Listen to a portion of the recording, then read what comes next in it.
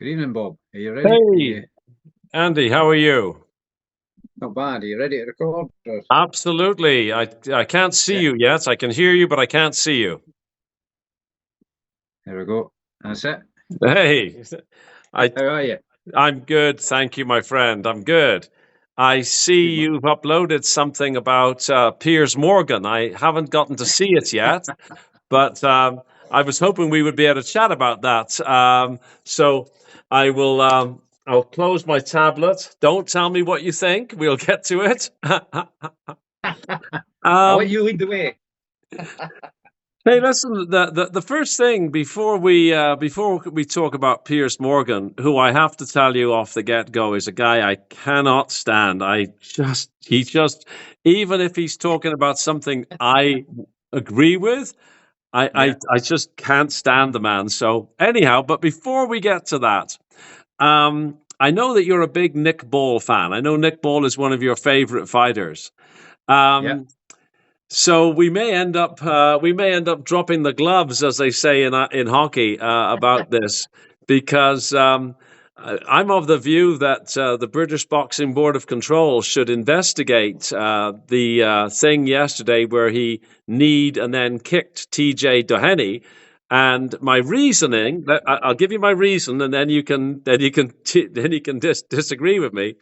My reasoning is that he gave an interview after the fight and he admitted that he hit him with a knee first and then he kicked him, and he was kind of bragging about it, that he thought, he was joking and kind of bragging with the female interviewer. And I think it sets a bad precedent for a world champion to behave like that. And if he gets away with it, then I think it could lead to other fighters sort of saying, "Well, hey, he did it," you know. Yeah, And I've seen some comments online where people say, play stupid games, win stupid prizes. So they're kind of endorsing it. And I think the British yeah. Boxing Control should take action. Now, I know you're a fan of Nick Ball. What's your opinion on that? Do you want me? Are you recording yet? I am, yes, sir. Oh, you are. My opinion, I am a Nick Ball fan. Yeah, I think he's a really exciting fighter, but I can't condone behaviour like that. That's it's just wrong in my eyes. I think he's let himself down there, and that's just yeah. Though even though he's one of my favourite fighters, because to me he's a bit of a throwback fighter. He reminds me of guys from the olden days. Yeah, And he's all action. He's got that swarming kind of Tyson-esque kind of style, but you can't go breaking the rules. That's just a no-no. So I didn't realise he'd need him as well. So that's even worse. It's bad enough kicking him. I know he wouldn't go his head, but quite often boxers getting clinches. That happens. So mm, and the ref broke it up, so he shouldn't have retaliated in that way. That's wrong in my book, and he's let himself down there. And if he's I haven't seen the interview, but if he is kind of bragging about it, that's not right. No, I can't condone that. But even though he is one of my favourite fighters, I can't. It's like I mean, when I watched Holyfield Tyson, I was probably rooting for Holyfield at the time, many moons ago, mid-90s, I think it was. But if I'd been rooting for Tyson, uh, I couldn't have condoned him biting Holyfield's ears. But at the same time, I couldn't condone Holyfield's use of the head because it's been. I can't remember I discussed you before. Some people said Holyfield was a dirty fighter. Um, so, I mean, I have heard. I mean, I liked Holyfield. I thought he was a fantastic fighter. But I have heard in recent times that he failed drugs tests or something. I don't know if that's right or not. I know Roy Jones had failed drug tests, but so had his opponent in the same fight. Or maybe it was suspicions about Holyfield. I'm not sure. I couldn't say he has failed drug tests if I don't know, but there was suspicions about him yeah, being on gear. And I remember he fought a guy called Bobby Ches, yeah. and Bobby Ches had some burning in his eyes, much like Muhammad Ali did in the first Sonny Liston fight. Yes, But yes. wait at that point. So what was going on there? Holyfield couldn't really make much of Bobby Ches from what I remember in that fight.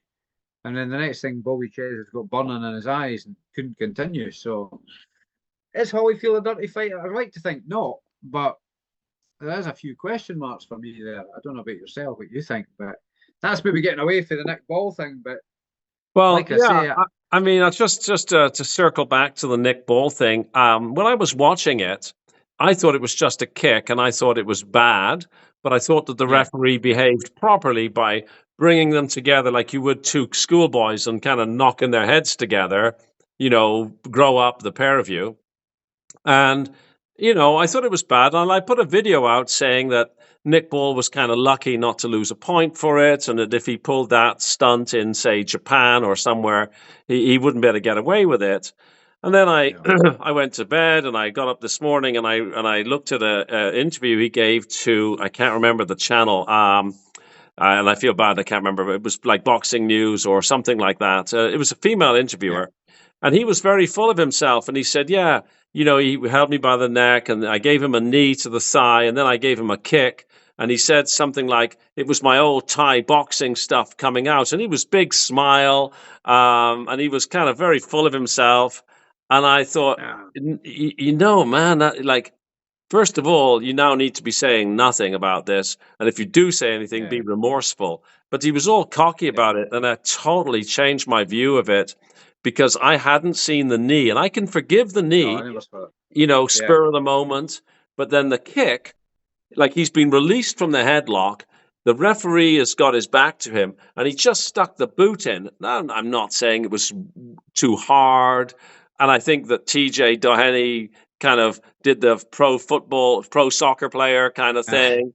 Like, but two wrongs don't make a right. And no, yeah, I was just, I'm surprised that the British Boxing Board of Control official at ringside didn't say something to the ref like, hey, I know you haven't seen this because your back was turned, but eh, I don't know. It just seemed like the A side fighter getting away with something there. yeah. And maybe he got away with it because it's so early in the fight, the end of the first Yeah. round, and they're just getting settled into the fight, sort of thing. Maybe the Yeah. ref was a wee bit more lenient at that point. But if you say he's kneed a man, kicked him, nothing happens about it. Chris Eubank Jr. is getting £100,000 fine for slapping Conor Benn one egg. Yeah. And what's, What, what's, what, what's you know, stopping, what's stopping a fighter in, down the road who's, maybe losing, turning around yeah, and doing the old Shotokan karate, right? Like as a boxer, you're not supposed to lift your feet off the canvas to kick your opponent, yeah. right? It's like So footballers are never meant to lift their hands, are they? So yeah, uh, yeah, yeah, footballer lifts his hands to somebody who's in trouble. yeah. So, Uh, but are you sure it's record? Are you sure this is recording? Because there's nothing saying it's recording. Quite often it comes up saying it's recording. yeah, I've got my screen uh, showing it's recording. Oh, Um, that's cool. That's all right. I was just going to say. Yeah, at least I hope That's it all. is. That's cool. If it's not, we will still have a good chat anyhow. Like Yeah, we do this for ourselves anyhow, that's not for. If anybody is watching, this is Andy from Andy's Cavern in Scotland. You need to like, share, and subscribe to Andy's Cavern in Scotland. Hopefully, this not is from Aberdeen. not from Aberdeen. So. Um, what about Brad Strand? What do you think of that knockdown by which was called a knockdown by I noticed the same referee who was the referee in the Crocker and Donovan fight. Marcus Marcus Marcus, McDonald. yes. I'll be honest, I haven't actually seen it. I missed that fight. The first fight I saw was the one with the young guy, young up and coming guy. I forget his name. Oh, Jack, Um, the young 23-year-old yeah, Jack yeah, Jack Turner. yeah. He's a big puncher, isn't he? Ah. That was quite a good, quick fight, but it's only 2 rounds, I think it was. That was the first fight I saw. But I remember in the chat, the commission chat, the controversy surrounding the fight you're talking about, but I haven't actually seen it. I've just not had the time. Yeah, it looked And like then it looked like he stepped on his foot, and like that wasn't. It looked to me like it wasn't a knockdown, and it appears that yeah, most of people who are commenting didn't think it was a knockdown either. yeah, Um, But we can pick that up if when you've had a chance to see the fight. Yeah. The young fellow, I think it's Turner, Jack Turner. He's got a lot of power for a Oh yeah. a very small fellow, and he's only 23 years old as well, so he hasn't really come into his man strength yet. I've seen him before, and he looked an exciting fighter to watch. I think was that his 10th fight or something like that, 10th or 11th fight. I think 11th, I I think think. Yeah. yeah. So that yeah, it was be interesting to see where he goes moving forward because he certainly looks quite exciting. Then I saw the Charlie Edwards Andrew Kane fight. Was it? I saw that one as well. Not everybody's cup of tea, that fight. No, no. Stuck to a game plan, but it's not. It was booing. It's not really a fan's favourite. No, Technically, he's probably quite good at what he was doing, but he wasn't throwing a. He was throwing more later in the fight, Charlie Edwards, but he wasn't doing enough. He was doing his half marathon round the ring, but not quite doing enough no. punching. That was the kind of fight where, I mean, if you're going to make a cup of tea or depending on the time of day, put a pizza in the oven. That was the fight to do it, right? It Yeah, wasn't one of the more exciting fights. But getting to something that is exciting, tell me what you think of Chris Eubank Jr. taking on Conor Benn and Piers Morgan. yeah. I've just done a video about that, and I Well, think Piers well, Morgan. I don't like Piers I Morgan. haven't seen the video, so tell me what you Oh, all think. right. I haven't seen. Sorry, I don't like Piers Morgan personally. I think he's a bit of a plum. He's a bit of a. I don't know what you would call him. Maybe a populist. He'll jump on a narrative that he thinks can promote himself. I always feel that's what he's all about. If you watch my video, you'll see. I think I called it Pound Shop Parkinson. He ain't no Michael Parkinson, that's for sure. Because I don't know. He thinks he's the current king of the chat show. But as far as I'm aware, his show doesn't get great amount of views anyway. I quite enjoy watching George Galloway dissecting him and what you might call tearing him a new one Well, on a regular basis. I Um, I can't remember the last time I saw Piers Morgan because I usually will just absolutely avoid him. yeah, Like he just irritates me. Like even if he's saying something which I would agree with, I don't like him. I mean, yeah. the word that was popular when I was living in Britain was wanker, and I think that's probably a fairly accurate word. Um, but I mean, It's the man annoying. It's annoying when somebody you don't like says something you agree with, isn't it? yeah. I'm not watching him at all, but I felt he was prying at Chris Eubank a lot, trying to get a lot out of him, and he was giving Conor Benn an easy ride, like a free pass, and to me it was just wrong. But give Chris Eubank Jr. his dues. I'm growing to like him more and more these days. I think I said in the video. I think could he be the coolest guy in boxing at the moment because he's ripping into the promoters. He was ripping into Piers Morgan, Conor Benn, and my personal wish is that Chris Eubank Jr. absolutely annihilates Conor Benn.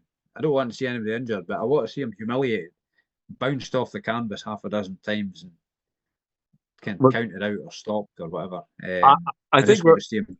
I think we're on the same page because I was never a Chris Eubank fan, and every time I see him now, I like him more and more and more.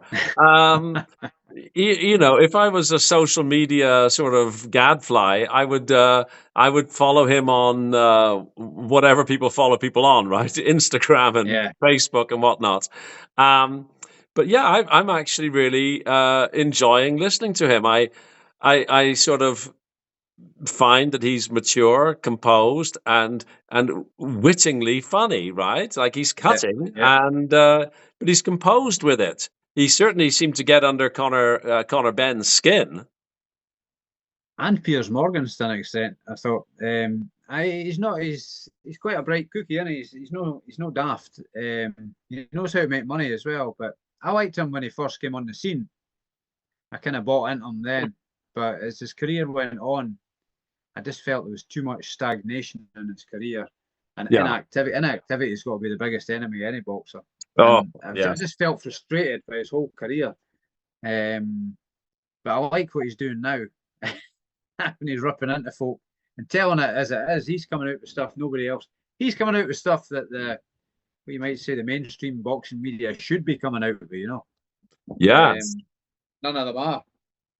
Well, I was really surprised that he, when he was saying, very clearly that Conor Benn is a cheat, but he then was talking about how, it might be possible that Nigel Benn had been a cheat. And Yeah. I was like, wow, that's touching the third rail. I wasn't anticipating that. Yeah. And he was, he was very clear that as far as Chris Eubank is concerned, Nigel Benn would have known that Conor Benn was cheating. And it was sort of like the apple doesn't fall far from the tree kind of deal that Nigel Benn himself may have been cheating back in the day. And I thought that was a very bold statement for him to make, certainly very interesting. And I remember, of course, after the McLennan fight when Nigel Benn collapsed on the way to the dressing room, and there was this controversy about was that a ruse to avoid some sort of test. And I mean, honestly, I'd never really dwelled on it as an issue, but that Chris Eubank Jr. raising it, especially on a show that's a mainstream media show, I thought was Yeah. very interesting. As well as what probably makes it even more interesting is I think Nigel Benn's a big friend, big pals with Piers Morgan. Oh, So it's maybe quite a smart jibe to make that they can't really. They could say there's no evidence to support this, but it's still a good jibe in the side of them all, isn't it? I think I remember McClellan's trainer. Can't remember his name. The guy with the sailor's hat. yeah. He was claiming in a documentary that Nigel Benn was juiced up. That's what he Yes, I said. remember that. And He I'm didn't sure he have said any that. evidence to support it, but he was No, very, very strong in his assertion. He left no room for it. He said he's totally juiced. An American guy, I can't remember the guy's name now, but I think he said there was the tested blood off the boxing boots. McClellan said it was Ben's blood. They tested that, and it was positive for something. I don't know what it was, so I can't say. But I don't know if there was any real evidence to support it, or I think he was making claims, but I don't know how yeah. substantiated they were. So you really need strong evidence Oh, yeah. to I make don't think claims like that. I don't think there was any substantiated. I don't think there was any evidence per se. I think it was just No, conjecture and assertion. But yeah, nevertheless, I was very surprised that Chris Eubank Jr. went there. yeah, I was talking to James from the commission earlier, and yeah, he was suggesting that maybe Piers Morgan had been maybe intimidated in some way, because it certainly seemed that Piers Morgan was biased, oh yeah. really sort of throwing softball questions at Conor Benn and then not following up. And I was wondering, like, why would Piers Morgan seem to be so biased to in favor of Conor Benn? What's your If thinking? he, if he is pally with Nigel Benn, perhaps Nigel Benn's lent on him a bit. Maybe that's maybe a thought. If he's close to Nigel Benn, maybe Nigel Benn's. I think it might have been Nigel Benn's idea when he went on there the first time. Remember after he failed the drug test and he went on there and Right. made a fool of himself. But certainly Chris Eubank comes across everything he says appears to be measured and balanced and quite assertive, isn't it? Yeah. I mean, Piers Morgan kept prodding him about his relationship with his father. He kept asking him over and over again, "How long is it since you spoke to him?" and all that. But, I mean, I don't see any real relevance in that towards the fight if he's speaking to his dad or not. He did give a reasonable explanation, I thought, and Piers Morgan still kept pressing him for more, but he basically told him he put Piers Morgan in his place. I think that kind of shocked Piers Morgan Yeah, because I think Piers Morgan was surprised that no disrespect to fighters, but it's unusual to have a fighter who's so articulate, so measured, so composed, with such mastery of the language. I mean, yeah, Chris Eubank Jr., if you did not know that he was a professional boxer, you would not necessarily deduce that from listening to him. He's a very um, articulate and composed professional person. He's sort of. I think Piers Morgan was sort of, to use a boxing metaphor, put on the back foot by the fact that yeah. Chris Eubank Jr. came across like a lawyer or something like that would have come across. And He's also got a kind of aura about him that he's kind of unshakable as well, doesn't he? oh yes, He's um, quite steely as well as being. I don't know what you would call it, but there's something about him that he's just very, very strong-willed, I would say. yeah. I mean, Conor Benn seems to be somebody that's very excitable, very reactive, and sort of you could prod him a little bit, and he's going to go off like a Roman candle. Whereas Chris Eubank Jr. seems much more steely-eyed, cold, uh, unflappable, I think is the word I was trying to struggle for, earlier. But he seems to be the kind of person who says what he means and means what he says. Yeah,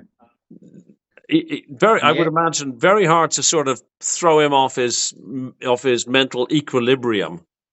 yeah, and the explanation he gave for what happened to Nick Blackwell in Yeah. their fight, how Nick Blackwell ended up with a brain injury. He Yes. kind of gave a detailed explanation of what happened there. It was quite chilling actually what he was saying. How It really was, how he died on the way to the hospital and he was revived and now he's in a chair and he needs care and that was it was a sobering moment, wasn't it? And it sort of mm, brought it all yeah, home that, you don't play boxing and no, it's not like a runner taking some substance to allow him or her to be a little bit faster. It can really make the difference between knocking somebody out and killing somebody kind of thing. And it was a very well articulated argument. And when I was watching it, I was like, wow, yeah, that's a really serious answer to a really serious question. And it kind of underlined for me how if it is a real beef between them, that this cheating, this sort of taking of a substance is what has really moved Chris Eubank into the I'm no longer playing with you. I'm now actually serious about this. yeah. I mean, I think if you try to put yourself in his shoes and you're taking on somebody and they're effectively illegally weaponizing themselves, it's like say you and I went out paintballing, but you decided to take a 45 Magnum along instead of a paintball gun. Yeah, You've got a serious unfair advantage. Now, if somebody juices himself up with whatever it is they're taking and going into a boxing match where you can actually legally kill somebody, there's intent to, is there in, could be an intent to maim or even kill somebody yeah. there, whether it be with loaded gloves or taking performance enhancing drugs. It's wrong. It's a big wrong, and I think if you try to put yourself in Eubank's shoes, somebody try to do that against you, you could maybe feel like they're trying to take your life or Oh, damage your life to an extent. for It's sure, bad. absolutely. I It's mean, really bad. you consent to a certain degree of harm, when you play a sport. I mean, there's even a Yeah, Latin term for it, volenti non fit injuria, who you like if you and I are playing rugby, we expect a certain degree of physical yeah, contact and injury. But if you turn around and smack me in the nose and break my nose, well, I didn't consent to that. That's something that was no, not no, expected. So yeah, I think that if I was to engage in a boxing match, and somebody had done that, I would take it very personally. Like, it would be. And you can't put it down to being an accident either. It's not an accidental thing. It's, to me, it's a deliberate attempt to gain the upper hand unfairly. Well, yes, and I think Chris Eubank was making it clear that even if somebody had held Ben down and put a hypodermic in his butt, he would still consider that to be, that's your problem, Yeah, Ben, because you've got to know absolutely what's going into your system. So this yeah. business of, oh, I didn't know how it got there, it's not flying with Chris Eubank.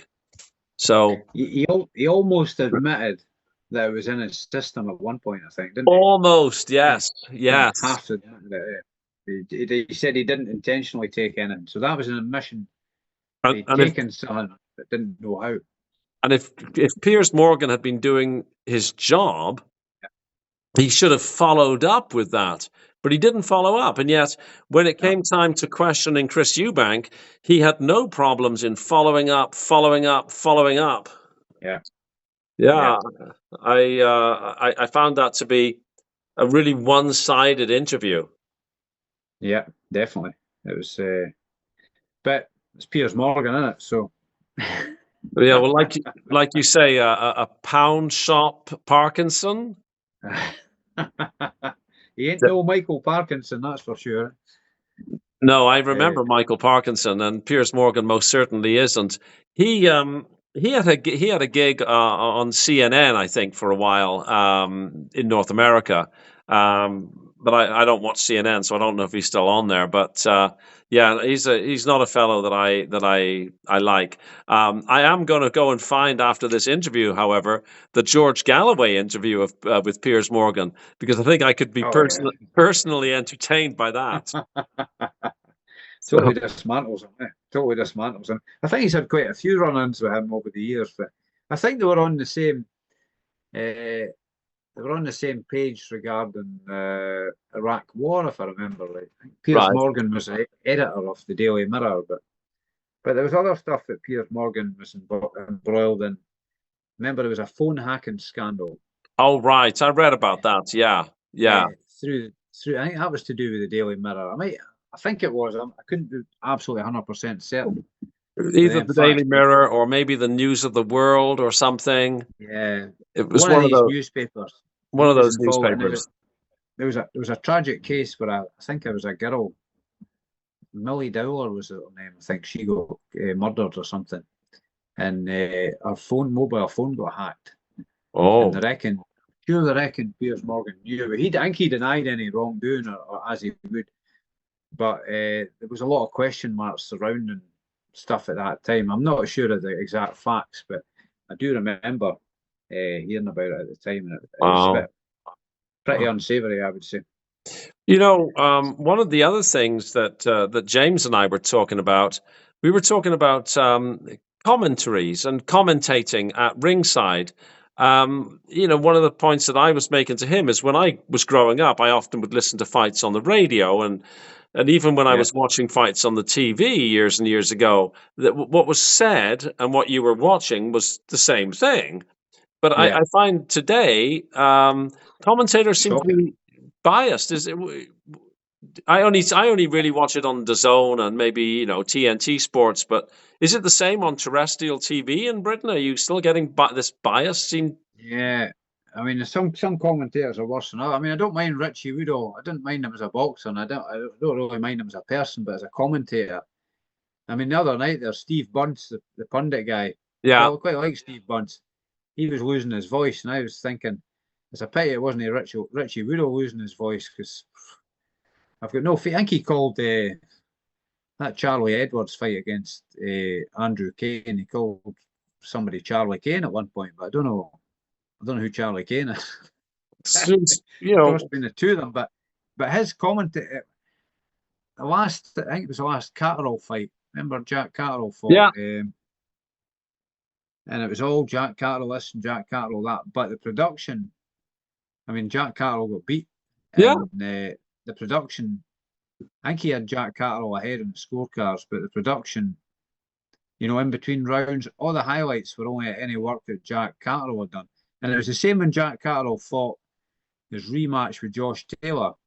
In between the rounds, all you were seeing was Jack Catterall's work. And there was a narrative that Jack Catterall had to win because the first fight they had, I thought Jack Catterall won it. And Josh Taylor was lucky, very, very lucky to get a decision. But the second fight, I actually felt Josh Taylor had won it. Right. It was like they had to give Jack Catterall a decision, which is wrong. Like we say, two wrongs don't make a right. I seem to remember, you'll maybe remember yourself. Remember the Marco Antonio Barrera and Eric Morales fought? Yes, of course. In the first two fights, but for me, the results were the wrong way around. Yeah. Well, it was a bit like that, But it's actually a little bit like Lennox Lewis and Evander Holyfield. I mean, I thought Lennox won the first fight easily, and the second fight was a lot closer, but it was the other way around. It was. It was a much better fight. As a fan, I find it disconcerting if I'm listening to a commentary and the commentary doesn't match what I'm seeing. I feel like I'm being gaslighted or gaslit. I'm not sure which of the two words is the right one, but yeah, it's we should pick this up the next time we talk because I think there's quite a lot to unpack there. And I noticed from my timer we're sort of getting close to the end of our time. And I know for you that it's like midnight 30 or something like that. Yeah. So, for those of you who don't know, Andy is actually a Scottish vampire. So I have to get my hood up. I'll be like the guy in there that John Fury claims to be. That film Brave, the liquor in the loft. He says, I'm in. Well, as always, it's great to do a collaboration with you. And the next time, of course, I'll be on your channel. But yes, everybody, please subscribe to Andy's Cavern. And also please subscribe to this channel, Canada's Boxing Channel. Yes. So, and you'll also see us both on Porky's Corner from time to time as well. That's right. We should persuade Porky to do a panel where we can have maybe yourself, myself, James, and like 3 or 4 people. So we should persuade him to do that because I think the technology is possible even on the free Zoom that we use.